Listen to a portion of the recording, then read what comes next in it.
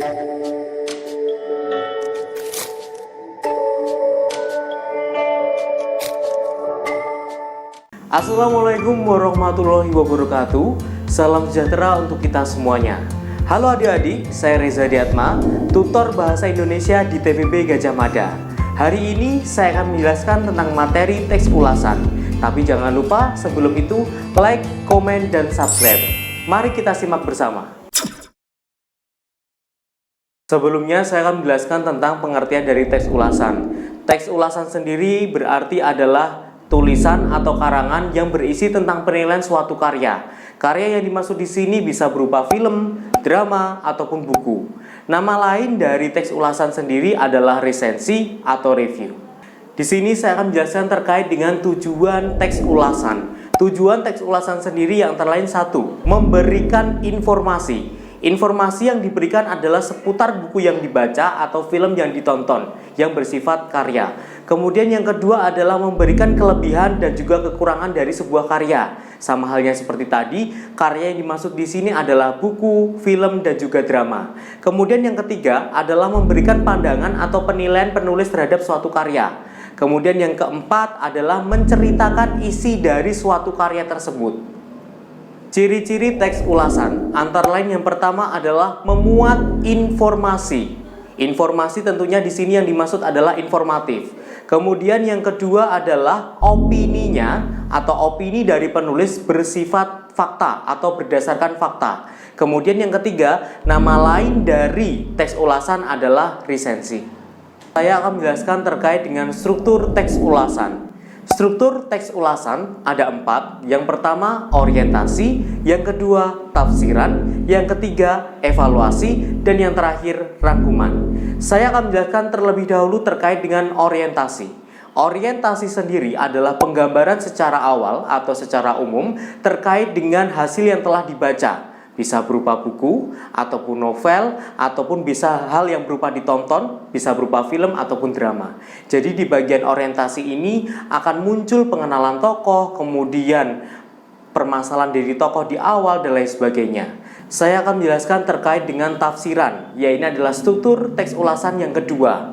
Di tafsiran ini akan ada penjelasan secara detail atau rinci terkait hasil yang telah dibaca ataupun sudah ditonton. Bisa berupa buku yang dibaca ataupun yang ditonton, bisa berupa film ataupun drama. Saya akan menjelaskan terkait dengan struktur ulasan yang ketiga, yaitu adalah evaluasi. Di tahapan evaluasi ini, penulis akan memberikan pandangan terhadap kelebihan dan kekurangan dari sebuah karya tersebut. Kemudian di tahapan keempat adalah rangkuman. Rangkuman ini bersifat atau berisi terkait dengan kesimpulan dari hasil yang telah diulas. Selanjutnya saya akan menjelaskan terkait dengan jenis teks ulasan. Teks ulasan sendiri ada 3 jenisnya. Yang pertama adalah jenis informatif, deskriptif, dan yang terakhir kritis. Saya akan menjelaskan teks ulasan informatif. Teks ulasan informatif sendiri artinya adalah teks ulasan atau tulisan atau karangan yang memberikan penilaian tentang informasi yang didapatkan. Bisa melalui media apapun. Kemudian yang kedua adalah teks ulasan deskriptif, artinya adalah teks ulasan atau karangan yang memberikan pandangan tentang penggambaran sesuatu. Bisa berupa tokoh, watak tokoh, ataupun lainnya. Kemudian yang ketiga, teks ulasan bersifat kritis. Artinya, kita menilai secara mendetail terkait dengan kelebihan dan kekurangan suatu karya yang telah diamati. Bisa berupa film, drama, dan juga buku. Selanjutnya saya akan menjelaskan terkait dengan kaidah kebahasaan teks ulasan. Yang pertama adalah istilah. Istilah sendiri berarti adalah makna konsep tentang suatu kata. Misalnya kata film, kemudian kata buku. Kemudian nanti kita akan mencari artinya. Artinya dari kata film itu apa? Artinya dari kata buku itu juga apa? Kemudian yang kedua adalah sinonim dan juga antonim. Ingat, sinonim itu berarti persamaan kata dan antonim itu adalah lawan kata. Contoh dari kata sinonim, misalnya gemuk, berarti artinya sama dengan gendut. Antonim, gemuk, berarti lawan katanya adalah kurus. Selanjutnya saya akan menjelaskan terkait dengan kaidah kebahasaan yang ketiga dari teks ulasan, yaitu adalah nomina. Nomina sendiri adalah kata sifat yang berarti tidak bisa diukur. Misalnya kata ganteng. Ganteng itu menurut orang berbeda-beda. Misalnya kata gemuk. Gemuk menurut orang itu juga berbeda-beda. Selanjutnya saya akan menjelaskan terkait dengan kaidah kebahasaan yang keempat dari teks ulasan sendiri, yaitu adalah verb atau verba atau kata kerja. Kata kerja sendiri dari teks ulasan sangatlah banyak digunakan. Contohnya, kata dipukul.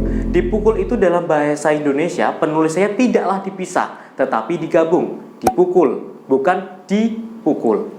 Selanjutnya, kaidah kebahasaan yang kelima adalah pronomina. Pronomina ini bersifat menggantikan kata nomina. Contoh, saya, contoh, nya, dan lain sebagainya. Selanjutnya saya akan menjelaskan terkait dengan kaidah kebahasaan dari teks ulasan yang keenam, yaitu konjungsi. Konjungsi berarti adalah kata penghubung. Kata penghubung di sini dimaksudkan adalah menggabungkan frasa pertama dan frasa kedua dengan kata-kata yang sudah ditentukan. Contoh, kata dan, lalu, kemudian, sedangkan, dan lain sebagainya. Selanjutnya saya akan menjelaskan terkait dengan kaidah kebahasaan dari teks ulasan yang ketujuh, yaitu adalah preposisi atau pengganti kata depan. Contohnya adalah kata di mana, ketika, dan lain sebagainya. Itulah materi yang telah kakak berikan terkait dengan materi teks ulasan. Sangat menyenangkan bukan? Nah, tentunya setelah ini jangan lupa tonton video-video lainnya dari TBB Gajah Mada. Sekian, wassalamualaikum warahmatullahi wabarakatuh.